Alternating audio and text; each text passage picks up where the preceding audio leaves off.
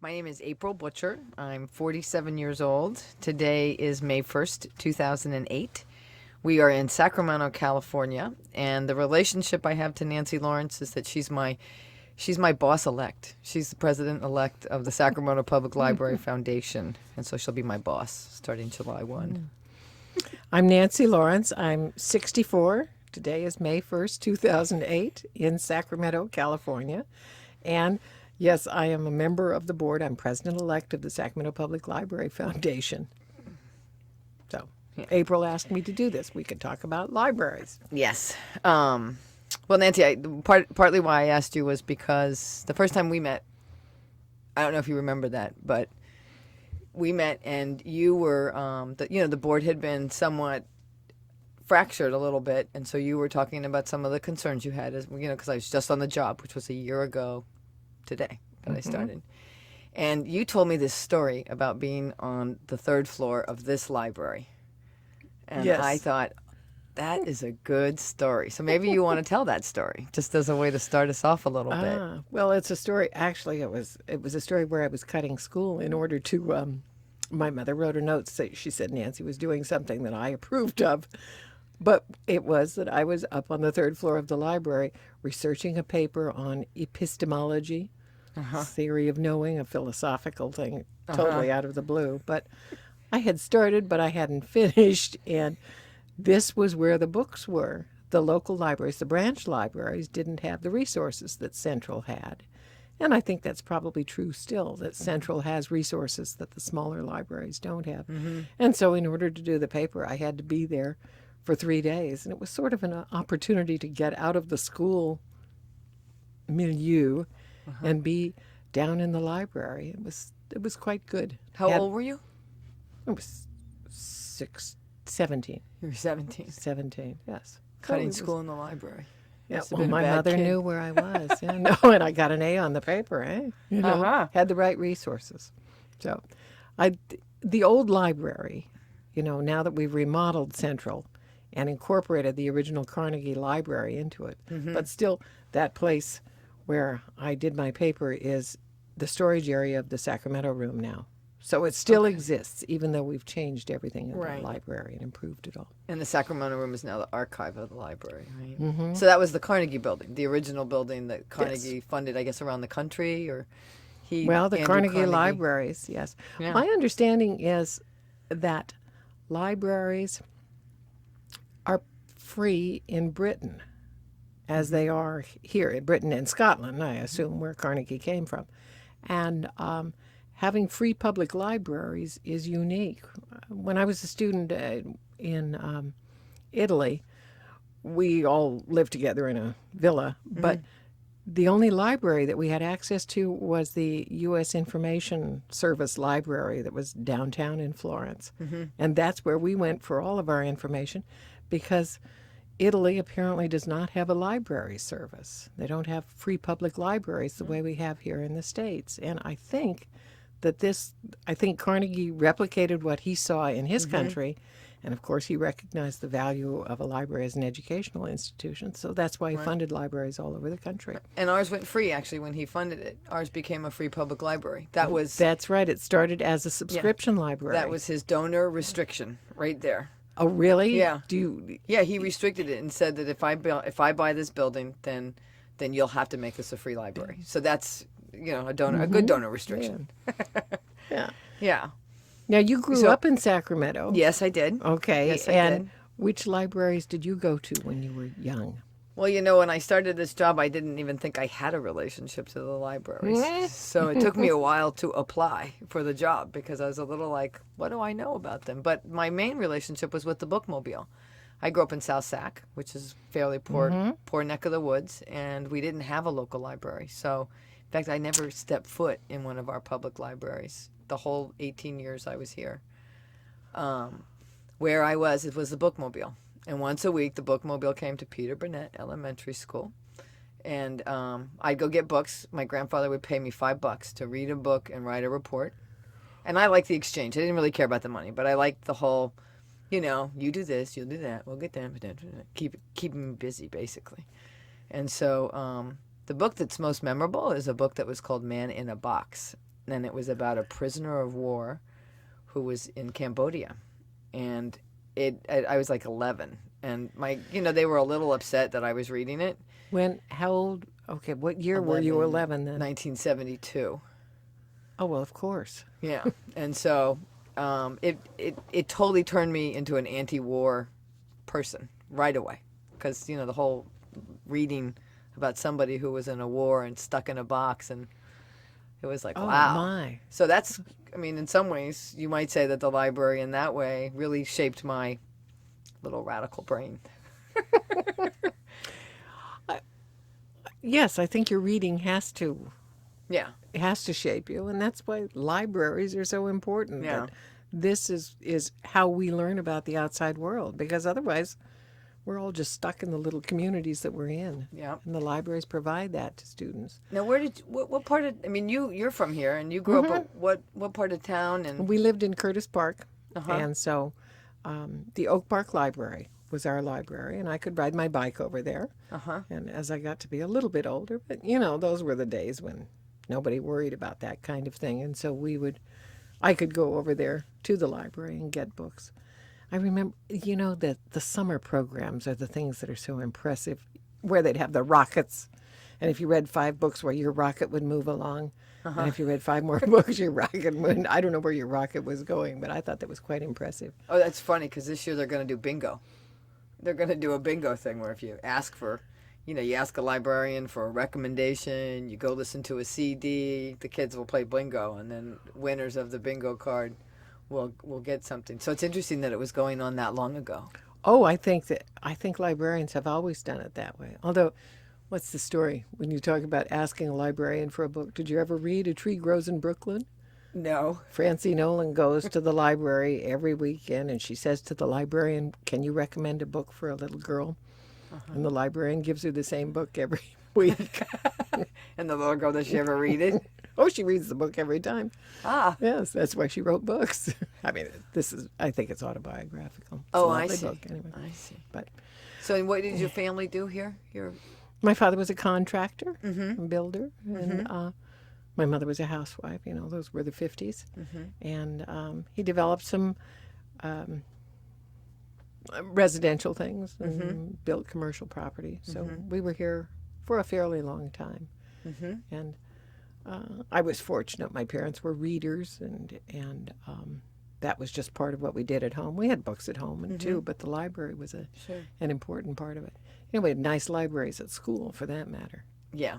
Yes. Yeah, we had a Peter library Burnett at had a school. library at school. Peter Burnett did have a library at the school. Yeah. That's right. And most of the schools did have libraries when I was growing up here too. Yeah, and they were It's they were true. good. They were nice designated libraries, I think. With librarians. Yeah, today at Alyssa's school we raise money. We raise $22,000 a year to subsidize and have a librarian at the school. The PTA does that. Yeah. And they use a classroom They have a room designated. as a library. Yep. Yes.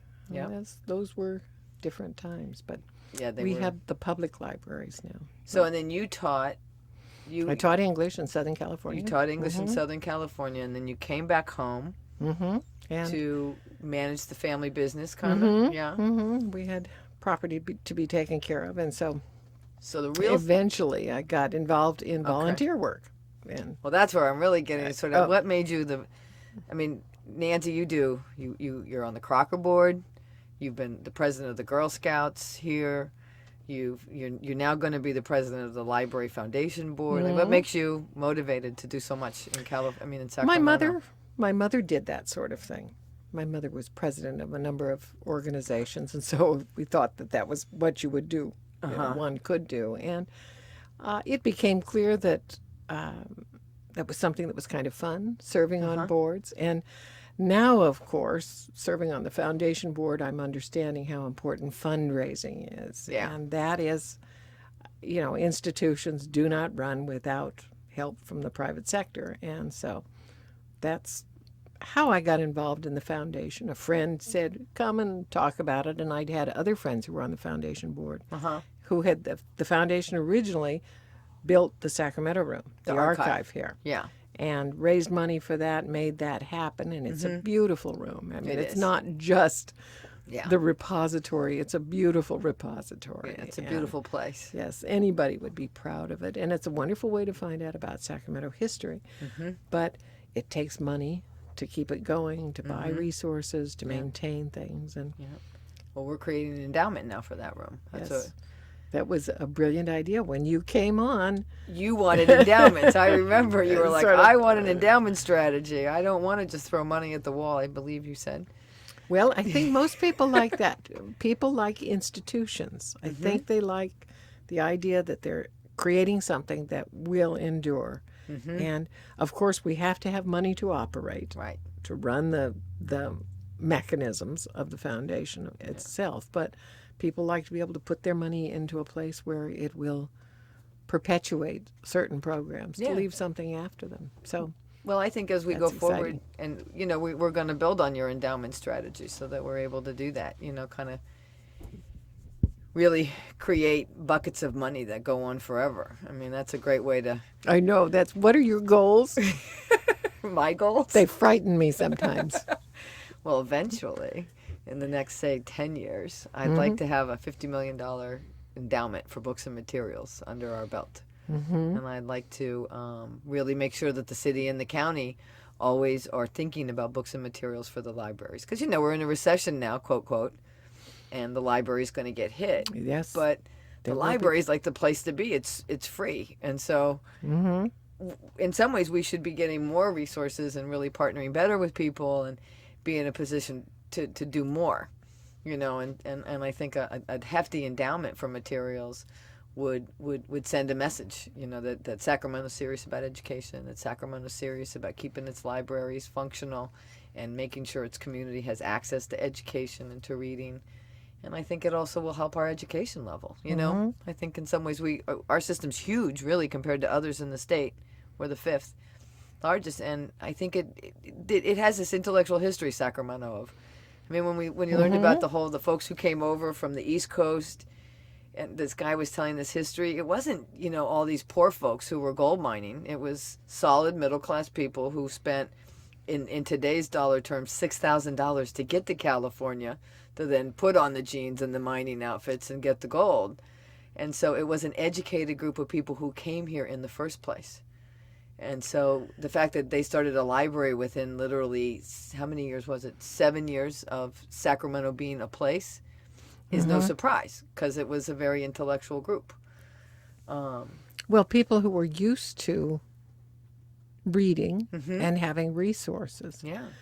It's, we have books available. So many of us have books available through bookstores, and, when they're selling more books all the time. Yep.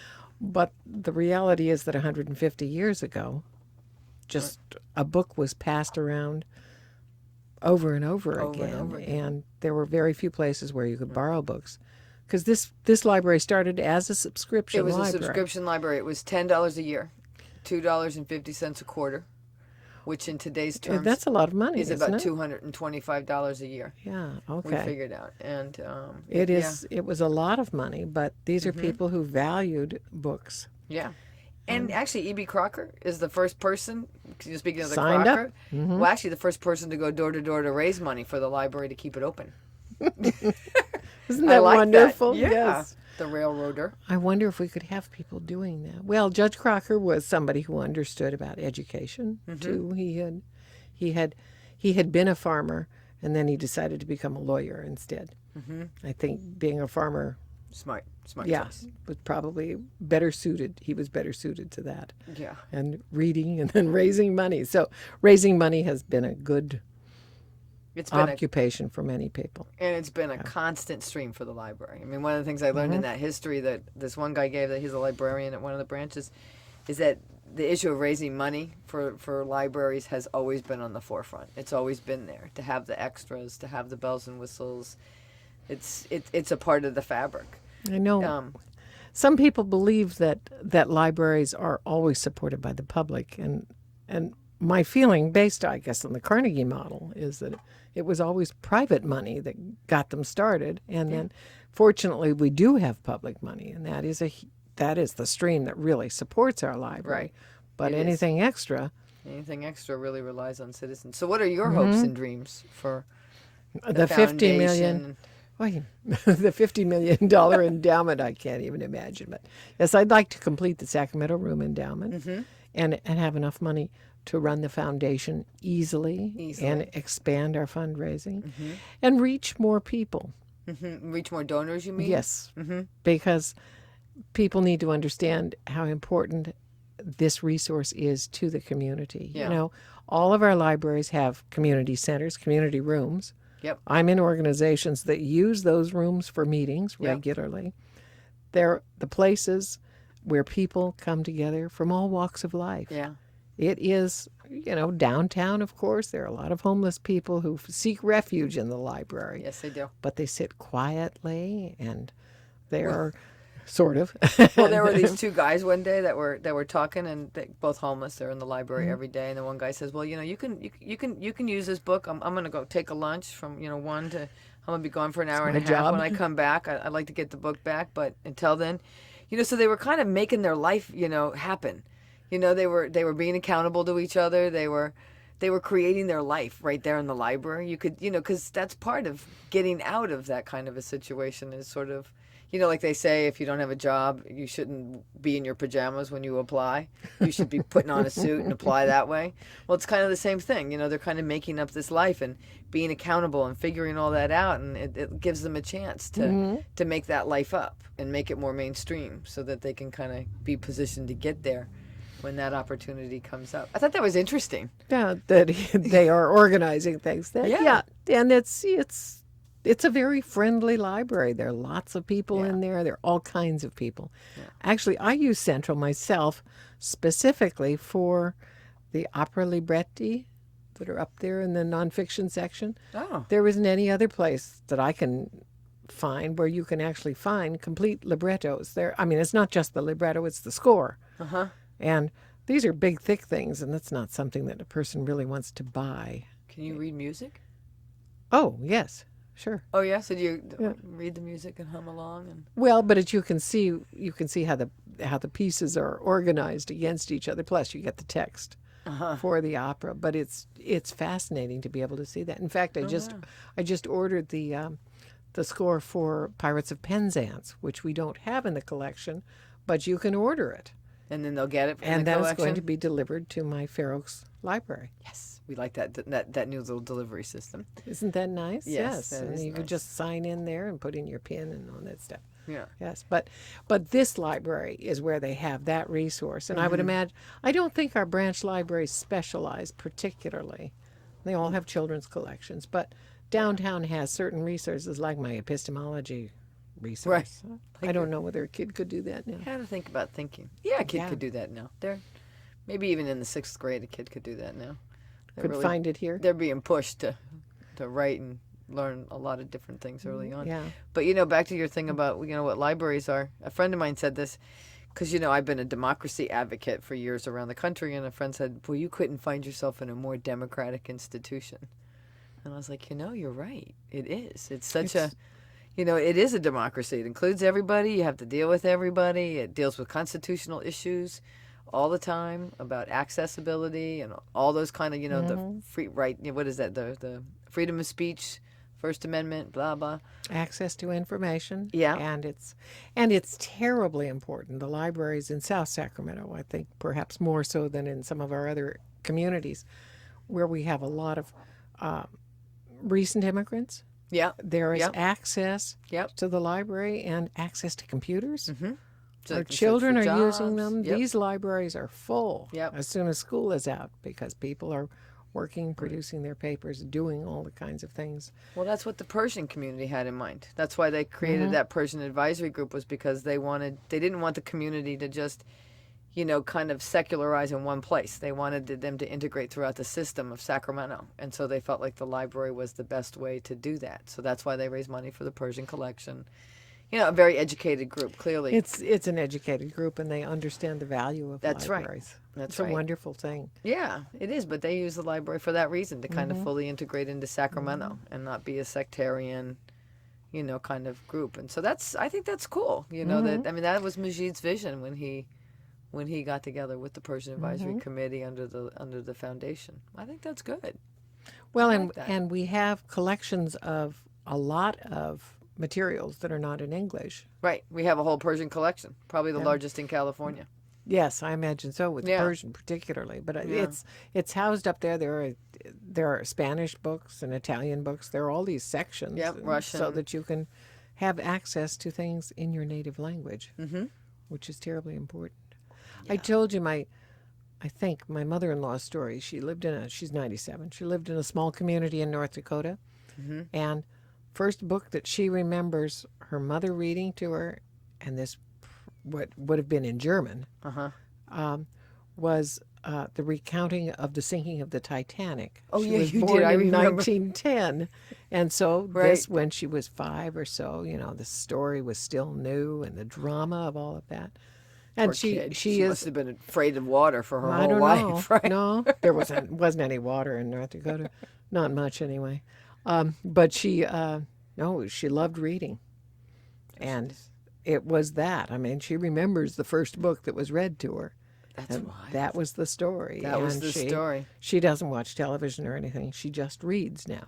This is what her life is, and it's a wonderful resource. It's like living in your own head, right? When you're a reader, you're sort of living in your own imagination you're not with the help of stuck. these authors, and she's not very mobile anymore, but she's out in other places all the time because of the books that she reads. Yeah. And our only job is to provide her with enough books. Yes. Some people can go through it. My cousin reads like 20 books a week. I don't know how she does it. It's like, she shows me her pile. My aunt was a member of the Friends in Woodland at one point, I guess. So she showed, and I'm like, "You really read all these?" And she's like, "Yep." She goes through half a book a day, half a book, I know, two books a day is what she day. can get through. She's a fast reader. Oh my! Well, I know a woman who can do that. I'm just That's astonished wild. at it. I can't do that. I can't do that either. They didn't teach me how to read that fast at the library. I have to read the ofs and the thes and the us and all that kind of stuff. Yeah. Well, What else? When did you first hear about StoryCorps? Well, somebody from the marketing department of the library came to me and said, "I think you guys want to support StoryCorps." And I was like, "You bet we do. Are they coming to Sacramento?" What is it? No, I knew what it was right away because I've heard StoryCorps. I like the stories I've okay. heard. I'm mostly remembering the stories that came out of Louisiana. There were some stories that After came Katrina? after Katrina, and those were really, I just remember heavy hitting and interesting. And so when I heard that StoryCorps was coming, as you know, we got on the internet. We did our first electronic vote.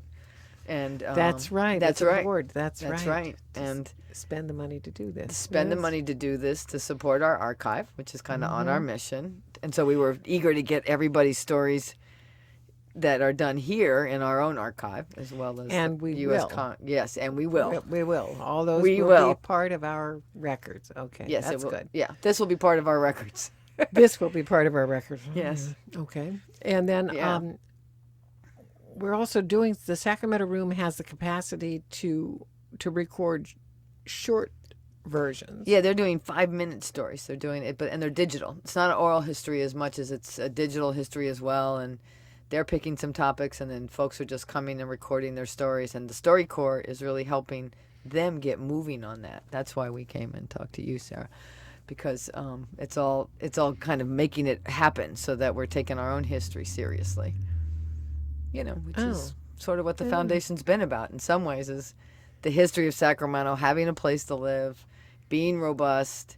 And I think Sacramento history is becoming more important, which is also interesting. I mean, I didn't think Sacramento history was very important at all as a kid, but now that I'm more grown up and can see, I think it is important. There's a lot of things that have happened here for California and for the region that do matter. And so I think as Sacramento gets more important, the history becomes more important, Well, we get older and we appreciate it more, I guess. But certainly Sacramento history was important when we were in the 4th grade. When you get California history. Did you guys do California history too? In the 4th grade, sure. Wow, boy, they've done it forever. There's an institution. Yeah. Yeah. Well, I think kids all over the state. It's probably gone on for 100 years. The missions and Yes, and then you find out that the capital is here in the gold rush. We were the beginning of the terminus of the Pony Express. Mm-hmm. The largest immigration that happened in the history of the United States was the gold rush. I didn't know that until I got Really? here. Yeah. Yeah. Oh, it was the that is in numbers, it interesting. was the largest immigration that's happened in the United States ever. Oh, I know, isn't that interesting? Yes, I it didn't know is. that either. But that's important, more important now.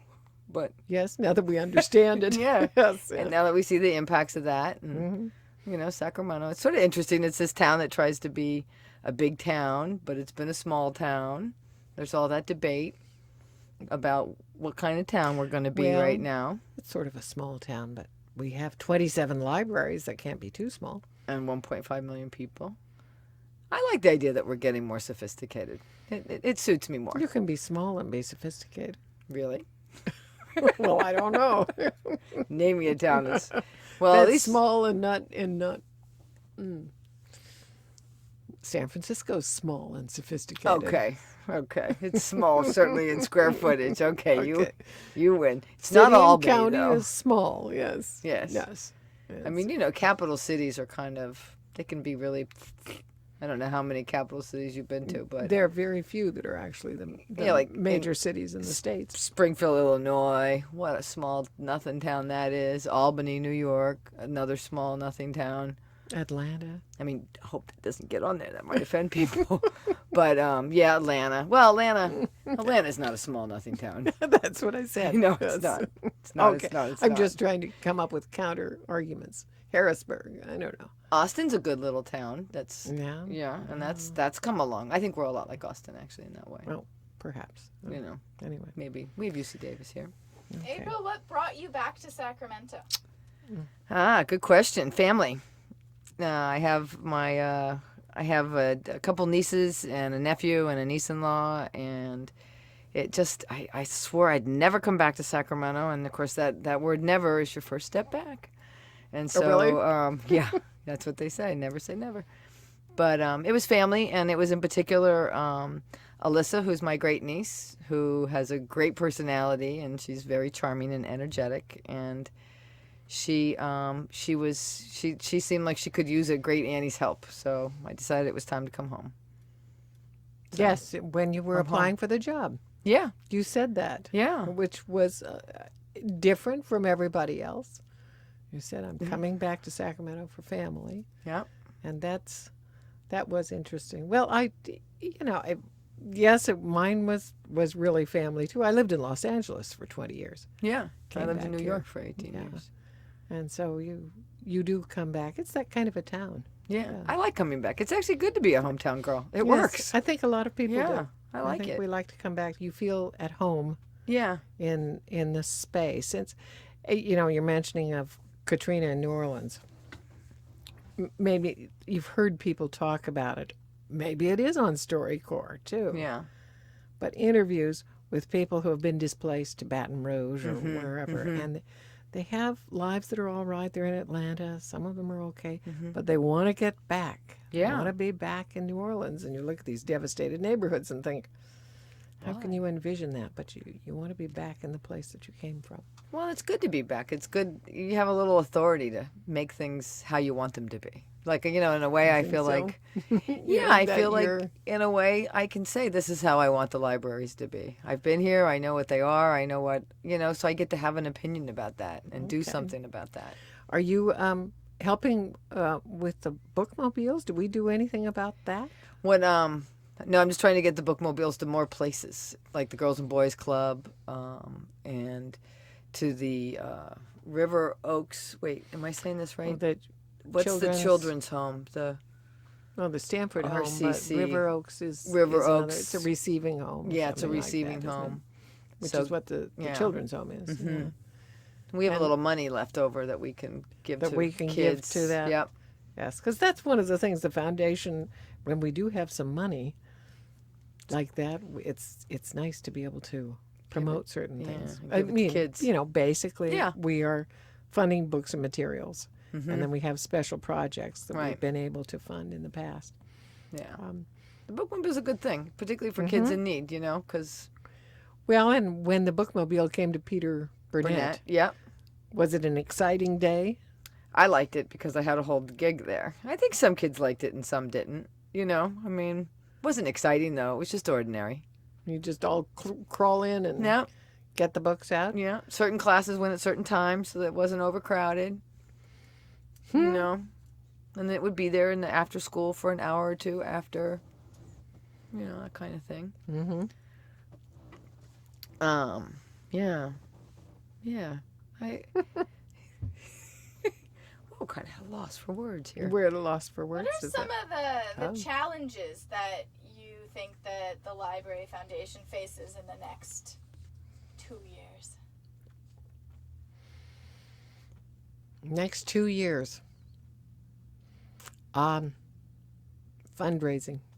You know, I think we've begun to get very clear about what we can do, and that is we can raise money for endowments, and we can encourage people to leave money to the library to endow those things permanently. That's how we've built this endowment for the Sacramento Room. It's from the bequests of a number of people, which permanently keeps their money in place and allows their gifts to be part of Sacramento history. But I think that just finding how to support the institution and to keep reaching more people. The big thing is that membership in the foundation, to get people to feel that they are part of this, that their donations really do make a difference in the community, that the library is very important. And there are challenges. I think we have some challenges. I mean, I think we have a lot of people out in the community who want to raise money for the library, and sometimes it's all not, everybody's not on the same kind of direction. So I think in the next couple of years, really working with all the affiliate groups, the Friends, the library itself, the branches, so that we're all going toward the same end, so that a supporter hears a single message about what their support's going toward. I think that is one of the issues, is the whole business with people confused, as I'd say I was initially, about I think so. the foundation versus the Friends. And Right. Of course, the foundation is where the money is parked. It's just it's a financial place where things are managed, and then the money is dispersed. And the Friends are raising money, but they're working generally. The local Friends work for their particular branches. They raise Right. money for small projects there. Right. And Well, but they then we sell have books is what they do. They resell It's old books that the reselling. library and the gives away. So and the system-wide Friends yeah, I mean has a huge used book operation. Yeah. I like to go down there, and actually I'm working as a cashier on Sunday. Oh, you are. That's for their Yes. big book thing. Oh yes, and that's I great. told my stepdaughter, I said, you know, you want some books, you know. She said, where do you get books for $2? I said, at the Friends of the Library. Oh, I haven't told you about that. You can get all these books in really good condition. That's great. For $2 each for fiction, and then they have bag sales, and it's a wonderful way of recirculating books, and it's a terrific operation, and they have been able to give a whole lot of money, the system wide, through the book sales. They've been able to give a whole lot of money have. to the Books and Materials Fund. And in addition to volunteer time and community support, I think another issue that we're facing is showing people how fun a library can be. Really getting folks in them, showing them how fun they can be, what a great community resource they can be, and what I would say, a lot of people use the libraries, but a lot more could. 40% of the population uses the library. 40? I think 40. I think that the issue of making libraries fun, and a good happening time. So we try to do all these fun events so that people go, wow, that was a good time. Well, people bring their children in. Yeah. I think a lot of people use the library for children. Yeah. And students use it, but I think a lot of adults don't see it as something that they need to do. I wonder if there are people who are afraid to go into a library, that they won't know what's going on. The woman at Target today was telling me that they did a study and they found out that a lot of immigrants won't go to the local libraries because they're illegal or they don't want to be known, but they'll go to their kids' school libraries because they don't have to register or do anything. You don't have to have a library card. Yeah, and so it was an interesting phenomena. So I thought that, and then so Target goes in and does a library makeover at different places to sort of encourage. To encourage people who are immigrants, Yeah. or whose first language isn't English, whatever their status is, to use the library. Yeah, Well, and Target to support that. Target is interested in supporting Yeah, our Target, library. Yeah, they are. Then they've done it a lot. Yes. They're good. Target's good. They give away 5% of their gross revenues. Yes. That's a lot. Okay, but encouraging immigrants to use the library. I bet you that a lot of that starts with kids. Yeah. That the children use the library and then they bring their parents in with them. Yep. And can show them the way. Mm-hmm. And that we have literacy programs in the libraries too, don't we? Yeah, we have language classes, we have literacy programs, we have lots of different things. But it's just interesting to note how people use them or don't use them. You know, again, though, it's a constitutional issue, right? Like, our library gets rid of everybody's records because, you know, the Patriot Act. They would solicit. They wanted to go after library records. They want to know what you're reading. Right. And the library here won't, you know, this library and many other libraries around the country, what they decided to do in To response just to that. expunge the records? That's right. Expunge the records so that nobody has any access to them. So, again, it goes back to that whole democracy, constitution, that it's this institution that kind of holds up those values as well. You know, very important that way.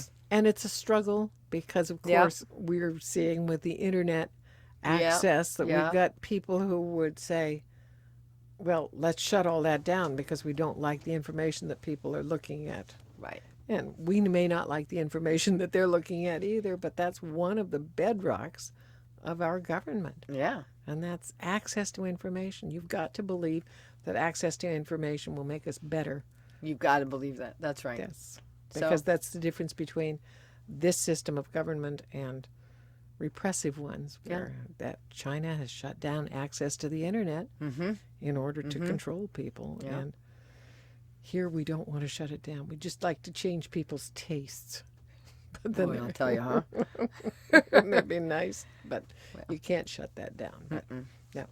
And what else? Services. You know what I like is the Schwab Rosenhaus, the college services. The college services. Yeah. It's important. I know schools try to do that for their students, but it's another place where students can come for information. I think that's good. It gets people into the library, lets students see what's going on. Gives kids a chance to test out with the SATs and all those kind of things. Yeah, no, it's important. And we also support the homework centers. Yeah. That's in Colonial Heights. Colonial The Heights. area where you grew up. Yep. That Yep. There was no library. that library wasn't there though. When I No, grew that up. was new. Yeah, well, and that replaced the Oak Park Library, right? too. Right. Which is a pretty building still. Yes, it is. Well, it's that triangular building. It's like the Flatiron Building in New York. Yeah, but a little bit miniaturized. Well, yeah, But it's pretty. And where else are there homework centers other than at Colonial Heights? Southgate, Del Paso, and Martin Luther King. Okay, and these are all run by The library itself. they hire teachers and tutors, don't they? They hire tutors, but they don't hire teachers anymore. They just So the students have, when they go in there, they have access to help with their homework. Yes. and they have a place to go, which is every bit as important as having a place Quiet to go. place without a television blaring, and sometimes parents don't know what the system is supposed to be. So And maybe just a place. yeah, I mean, a clean, well-lighted place. yeah, Yes, everybody needs one. more safe. Mm-hmm. Yeah, Yes. for a lot of those kids. Well, I think we've talked about the libraries. Have we done a good job? Have we covered everything that we Well, had I'm looking to say? forward to working with you over these next few years, Nancy. It'll be fun. I really am. We're going to make this thing. We're going to complete this endowment by hooky or by crooky. I don't We know. are. Yes. Well, I think we have history on our side. Yes. Because it is for the Sacramento history, and I think we have people in this town whose history needs to be in that room, and getting people to supply us with that Yeah. is going to help us probably to raise money too. Yeah. It sort of goes when people know what you have, why they'll. The more, the more. Yeah. It all works together. Mm-hmm. Yeah. Okay. Okay. Thank you for doing this. You're welcome.